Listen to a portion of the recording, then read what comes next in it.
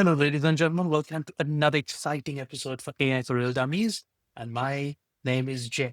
So, to those who are joining us new on the show, AI for Real Dummies is where we talk about AI and how AI can solve day to day issues in life, business, and even in personal cases beyond the fluff and the buzzwords.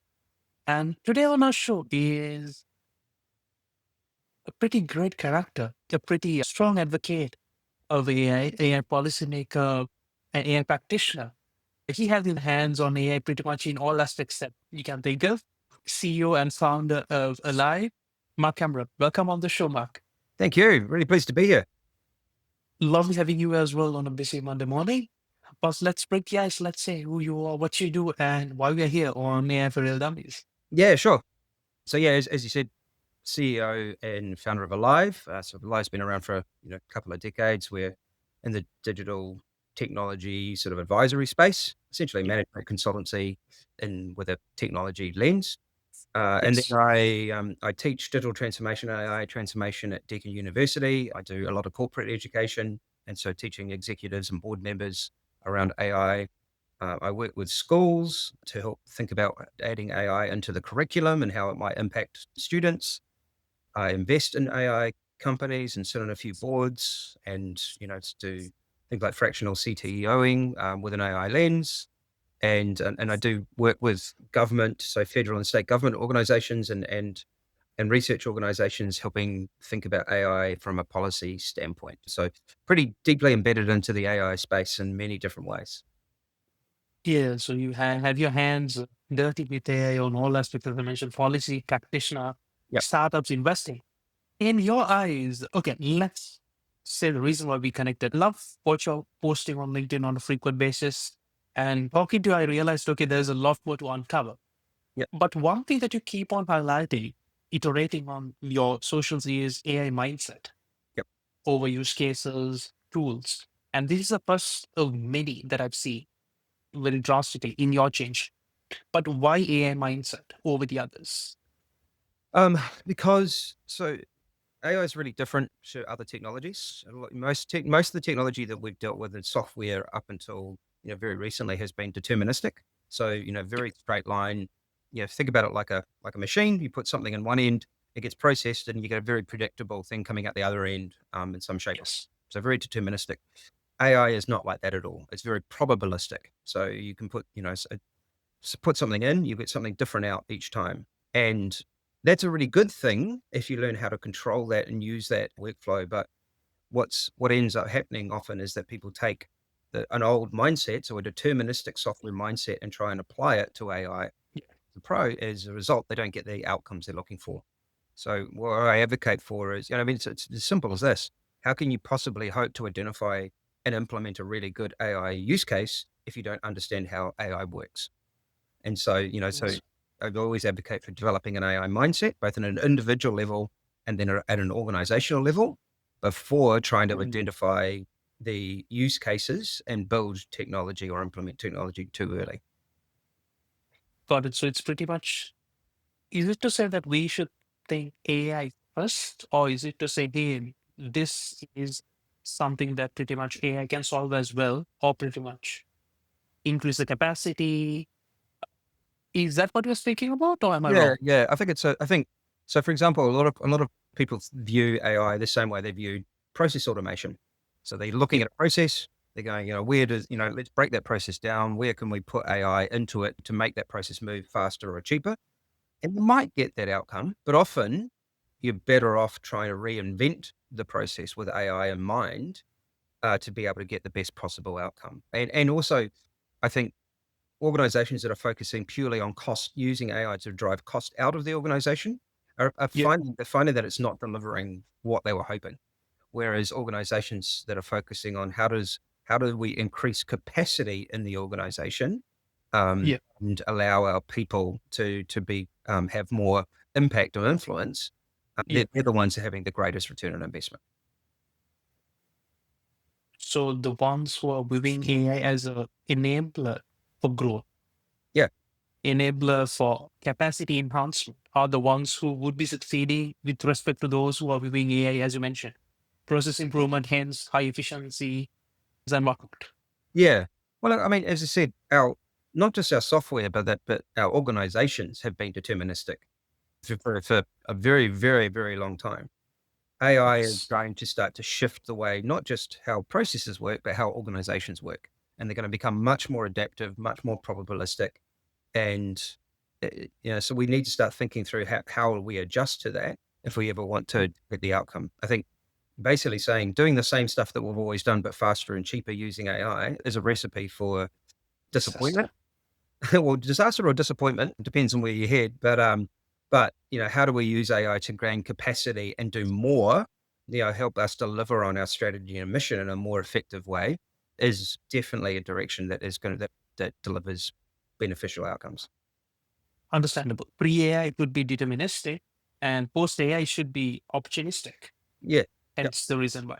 So organizations would be within more avenues of growth, or they would be more, yeah, so they would be more receptive to say, okay, here, this is a new avenue that we can potentially use AI to grow on, hence more opportunities for the rest of the organization, correct? yeah.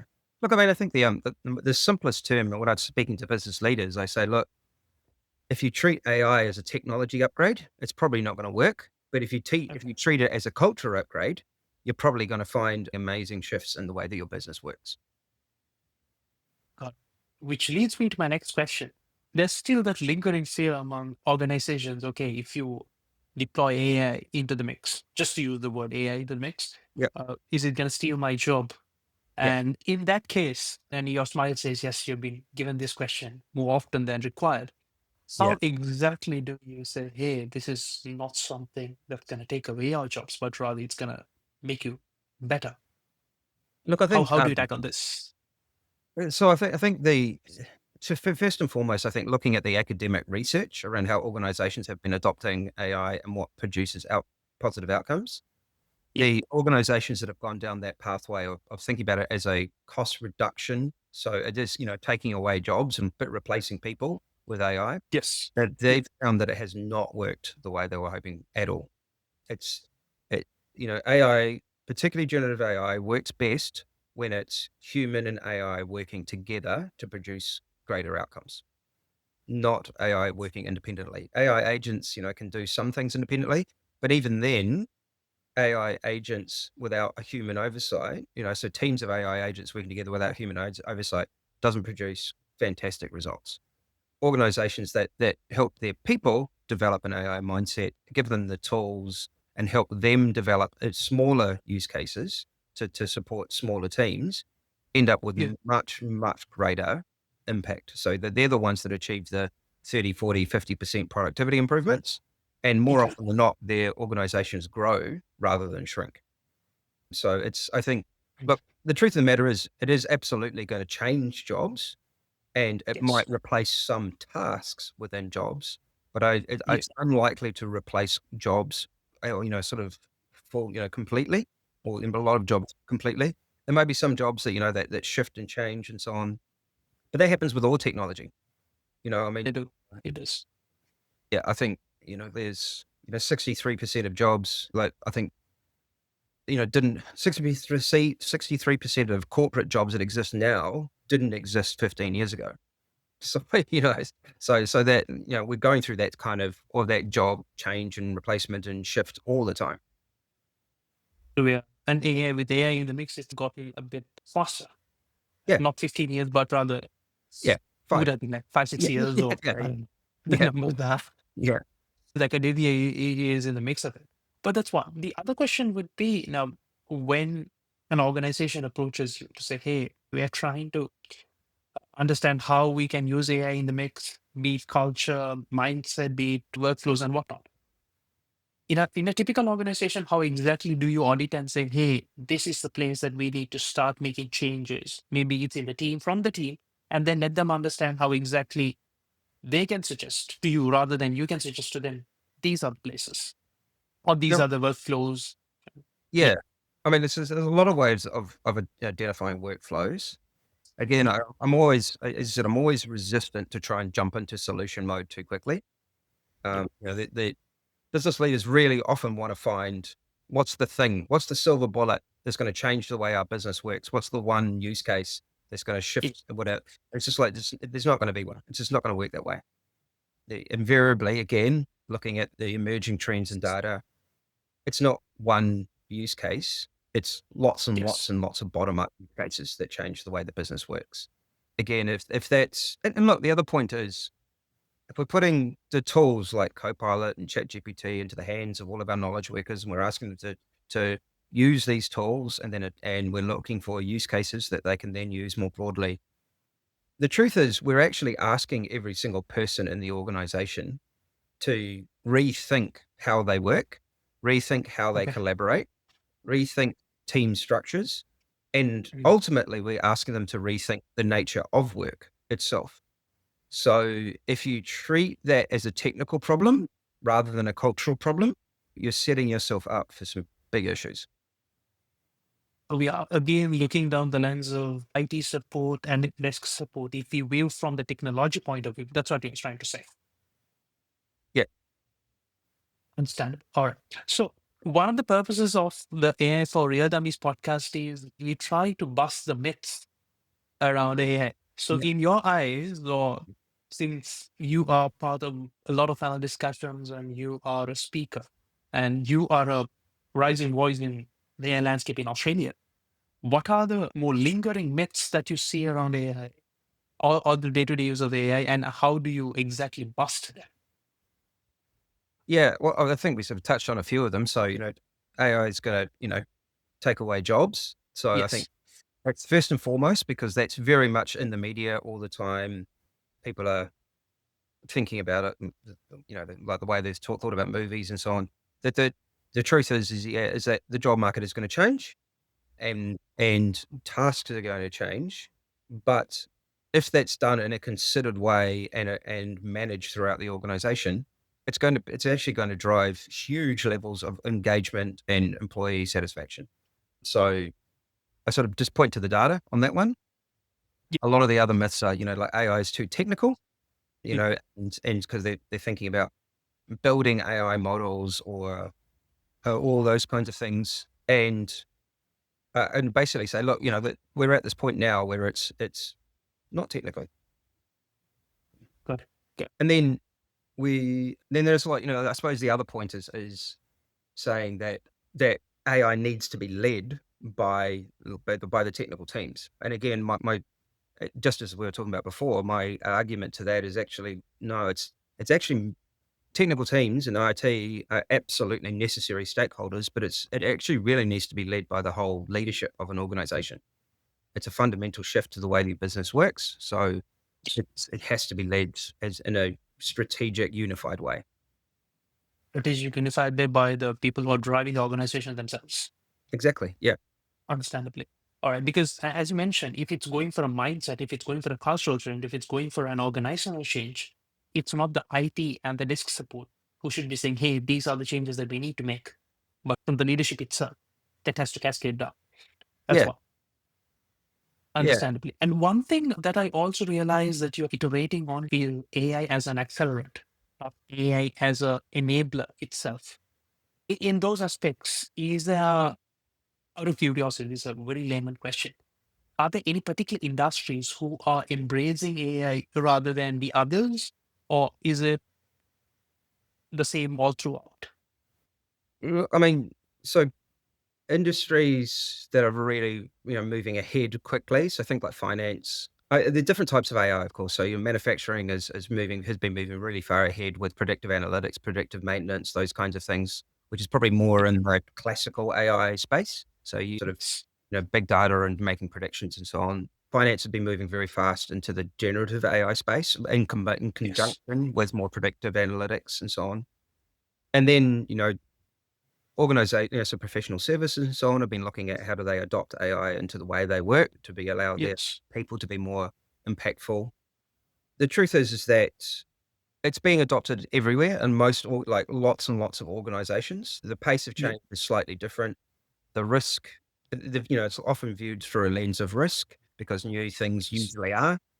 And I'm finding it's less industry focused and more leadership culture focused. So again, okay. So that's interesting. So I find it's much more to do with how motivated the leadership are to be able to understand the technology and work out how it can improve what they're doing.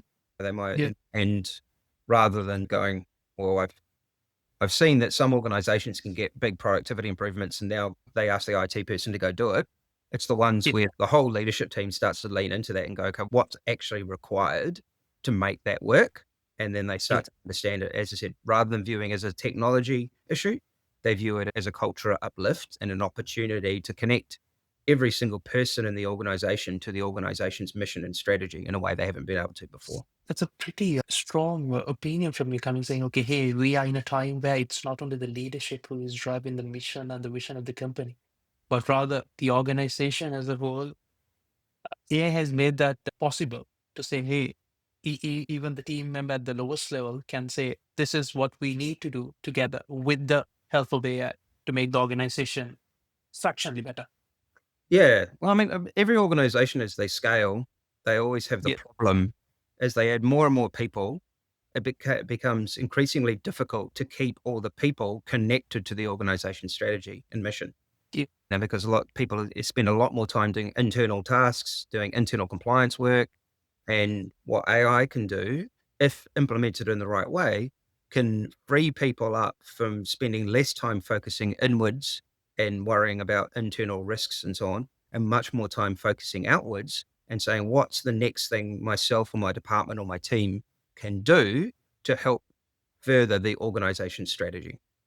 And that can be a huge value unlock if an organization is able to manage that process. Yeah, you unlock your pro mode, I would say, if you know how exactly to use AI in the right way. That's what. But we spoke of how AI is playing a critical role in an organizational level. You are playing a critical role at a nationwide level as well, being one of the think tanks for the policymakers and how exactly AI and governance, another word which is coming into the mix of it. We as a nation, Australia, where do we stand with the use of AI? Is there places that we can better improve on, or are we in a place where other nations can also idealize us? What do you think? Look, it's a really complex, multi-layered issue. I mean, when Okay. you look at, if you look at Australia's place on the Global Economic Complexity Index, which comes out of Harvard, we are currently 105 out of 133 countries. So we're very, very low. We've got one of the lowest economic complexities of any developed country in the world. Yeah. Yeah. Um, Now, that's a lot to do with the fact that we have had, we've got mining, so we've got a lot of natural resources, and in the shape of our economy, we've had trade with China for a long time, so that the Yes. the shape of our economy basically means that we've had other economies around the world have had to go through pain with economic cycles. Australia's been able to Yes. avoid most of that pain. Now that's a good thing, because in some shape or form. But when it comes to innovation and technology adoption, Yep. what that actually does is create an environment of Yeah. avoiding risk. It's an environment Got of it. trying to copy what other people have done rather than trying to be innovative. And then the fact of the matter is nobody likes innovating, particularly in a business environment. Though nobody really Yeah. likes innovating because innovating is risk. And Yes. when you're in Yes. a economic environment where everything's going well, there is no incentive to take risks. And so when it comes to Point taken. the technology adoption in Australia, but we're really good at research. We're really, really good at a consumer level of adopting technology. Just at a business level, we're very slow and very slow we're very risk adverse, as I said. Um, Yes. and it's again, it's not a criticism. It's just our society. That's where It's the we're way at. it is. Yeah. Yeah, It's yeah, the way it is because, as you mentioned, AI as a mindset, AI as a cultural accelerant for the yeah, betterment of the organization of a team. It has to come from the team within, and then each and every team has a different dynamic. Given absolutely. that Australia too is slightly different.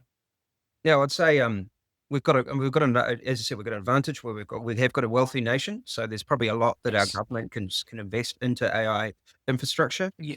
We have yet to decide at a government level, yet to decide what Australia's role in the global AI development is going to be. Is it data? Or Yes. is it adoption? We're probably not going to spend too much time developing our own large language models because of just the technological kind of center of talent center of excellence doesn't exist here? It's an interesting question. I mean, my perspective on it is, as I said, with economic complexity, it when everything's going smoothly, economic complexity is not a big deal. But if we're in an environment where, you're an increasingly dynamic geopolitical, macroeconomic, and technological environment, economic complexity can Mm. become an issue, which is why there is so much focus on productivity, like a productivity commission and so on by the federal government, because there's risk starting to emerge there because of how fast, we've dropped down that economic complexity index. I would imagine there will be regulation and incentives for at organization level and government levels to adopt AI very, very quickly. And I think that pace of change and that pressure is going to create some challenges over the next few years, I would say. Correct. So brace yourselves. We are in for some times of change and times of good change, rather, when everyone would be more receptive, as you mentioned. And one other thing that you highlighted at the very outset is you have your hands dirty in terms of investing in several layer startups. As an investor, what sort of, because some of the audience who's listening to our show here are those who want to build their own microcells. Okay, this is what my tool is going to solve. This is the path that I'm going to venture. As an investor, what do you look at when you are pitched or confronted? No, not to say confronted, but rather pitched and talked about with a saying, hey, this is what I'm doing with AI these days. This is what I'm doing. What are the things that you look at as an investor? I look at the individual and the team. So how Okay. focused are they? What are they? How niche have they become in terms of their focus, and how well thought through is the model? How are they thinking about developing the team? And then from a product standpoint, again, I tend not to focus too much on organizations that are kind of just putting a wrapper around AI, GPT wrapper. Yeah. and Fabric or something. Just sometimes those things can be interesting, but Yeah. more to do with tools and organizations that can either solve a single problem in a really, really, really focused way, or Okay. they can create a tool set that allows organizations to solve their own problems. So it's more, sort of thinking like AI tools or like Lego, so they can connect, they can, sort of help organizations build agents, or they can help organizations build their own chatbots or tools or whatever else it may be. Those are the things I tend to focus on a bit more. Got it. Got it. So when you mentioned the words like super niche, solve a specific use case, Yeah. is it to say that the market is gradually moving towards vertical AI, uh, going down the path? Okay, you choose one particular problem, you keep on trying to say, okay, what are the ways that this tool can solve? And hence, we can be seeing many micro-size or micro AI tools getting developed and rolled out to the market in the next couple of years to come. Yeah, I'd say so. I think probably looking at just small, boring, sort of more boring jobs often. Yeah, the ones that people don't like to do, or the ones that are difficult to get people to do. I mean, one of the organizations I'm a director of is called Simpatico, and it's been designed by, been built by a team of AI specialists and a team of Yeah. psychologists and psychology researchers. And that's designed to have a pervasive conversation and help people inside organizations essentially have an AI counselor that can help. Oh, well, And it's not designed to replace human interaction, but provide feedback to people to help them understand where they might be entering a period of psychological vulnerability sooner and get help sooner. And thereby, sort of smoothing out the demand curve, because with psychology, often not much happens until it hits crisis point.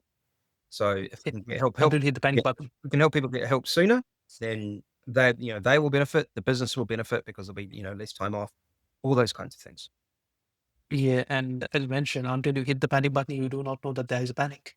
That's So, exact but if they, y- unless of course there's an AI council who can monitor and help people along the way to say, hey, this is something that you need help with, yeah, which rather help the team and the individual themselves as well. but Coming to that proposition. I'm sorry. Go ahead, I was please. just gonna just building on that a little bit more, as I said, but that's a horizontal that can exist within inside most organizations. Yeah. And again, it's, most organizations have employee assistance schemes. So they have all these different elements there.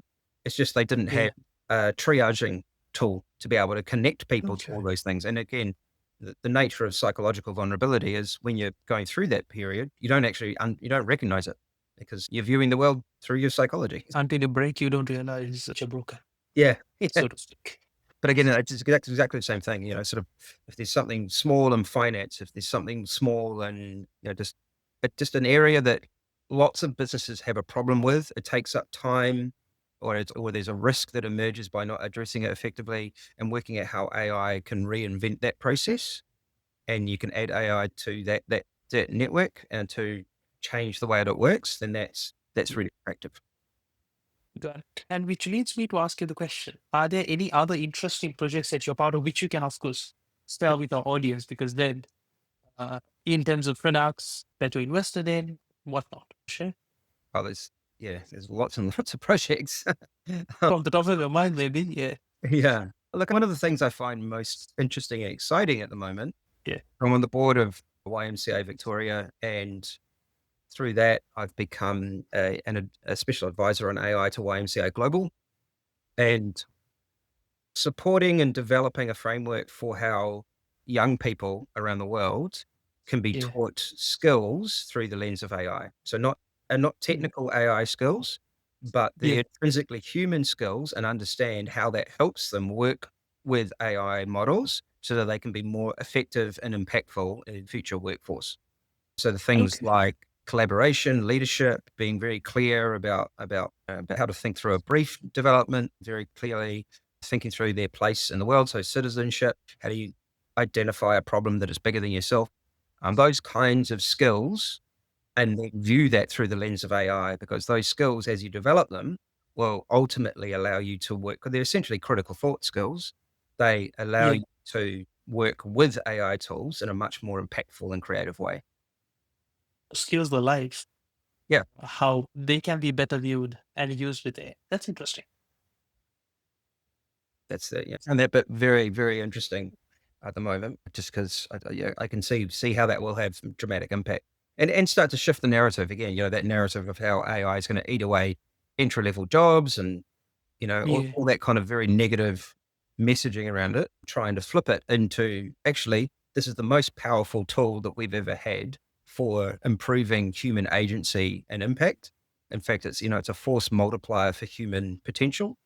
We just have to Yeah. do Yeah. it with the right lens and think about it in the right way. Essentially, yes, because when you were just describing that, what kind of recalled me was I was reading a research 3, 4 days back where they've done a quick study of the Gen Zs and their use of amongst the apps, ChatGPT is slightly racking up. Me to say, hey, they're using GPT for that matter to say, hey, this is what I'm going through life. These are the things and what are your thoughts on it? So more like an internal buddy that they can vent out on and get advice. But I do not know whether I'm not advocating it as well right now because it's still little times. How they're using it is up for question. Yeah, But as you mentioned, we are in a time where we have a tool as strong as the person itself, and yeah, using it in the right way can either make you or break you. that's exactly right. And the thing that worries me most about AI isn't job displacement or turning into Skynet and doing all sorts of horrible things. The thing that worries me most is people Yeah, becoming over reliant on it. So they use it in increasingly simple ways to get generic answers out and then move on without using it in a really creative or challenging way. So they don't ever ask it to challenge them. They don't ever ask it to, they don't ever use it to explore information before they try and create a document. And ultimately, what that would lead to is intellectual atrophy. So that's the thing that worries me the most, and the thing that I try and spend a lot of my time working with both organizations and lots of different groups, going, actually, how do we create the incentives so people aren't trying to run at creating a document with generative AI, but they're going to work with it to actually understand the world and the problem that they're exploring in a much deeper way, because we live in a world where generating a document takes less than 10 minutes. They don't have to run. you or even shorter. Yeah. Yeah, Yeah, yeah. we're better off understanding the topic very deeply. So then when they get to the point of asking to generate the document, they're asking really insightful questions rather than just a very shallow view of the world. uh, Asking the right questions. That's the skill that we need to improve on, which I realize and which you're advocating as well with the use of AI, asking questions. But it has been quite an insightful episode, a pretty deep conversation, a vertical deep conversation as well. But Yeah, just before we part ways, Mark, are there any tools or I would say recommendations that you can probably share with our audience, which you say, hey, these are some good areas to look into or tools to look into, specifically for day-to-day use? I know that you are not advocating tools, yeah. but maybe things that you can probably recommend. Oh, look, I mean, when it comes to tools, I use a lot of them. I mean, I use probably all the main models. So I use, OpenAI, I use Claude, I use Gemini, I use Perplexity for different things. I do, vibe coding with Lovable and Replit, and I try and work across those tools. So, I might Okay. start by brainstorming a concept, using ChatGPT. And then I'll go, then I want to flesh that out and get some feedback. So I might use Claude to say, take that and get some feedback. Then I go, oh, is there a way that I can think about this in, or display this information in a way that isn't just, creating a document? Because, we're so used to just creating documents. And then often I will then drop that into like Lovable or Replit and get a website created and start to think about that information in different ways rather Mm. than just creating a document. Again, a document is linear, you read page by page by page. A website is Yeah, it's all the information together and you can look at it in different ways. You can take that information and, interact with that. explore the data in a non-linear way. So I think the more that we try and do that, the better Yeah. we understand how to think in a way that becomes AI native. Exactly. And when you share that amongst the target audience or the people that you're looking for, they can ideally point out to say, hey, these are the areas that you can improve on, or these are the areas that can help me better, which your shipping time is you're testing it out, you're shipping it, you're reiterating. Again, that's a nice, that's actually valuable in my eyes. But thank you so much, Mark. Thanks a lot for being with us on a busy Monday morning. My pleasure. And once our audience wants to get in touch with you, once the episode is released, what would be the best way? Would it be LinkedIn or is there any other way? Yeah, LinkedIn definitely. So you can, just Yeah. drop me a note on LinkedIn, or you can go to Yeah. my company website, which is Alyve, spelled as ALYVE.com.au. Lovely. So we'll share Mark's contact information on our show notes once the episode is released. But thank you so much, Mark. Thanks a lot again for being with AI for Real Dummies. Thank you. Thanks for having me. Been a pleasure. Lovely having you as well. And ladies and gentlemen, that's it for today. And we will be with another AI wizard and learning what they're doing in the space of AI and beyond and how we can learn from them. Till then, be safe.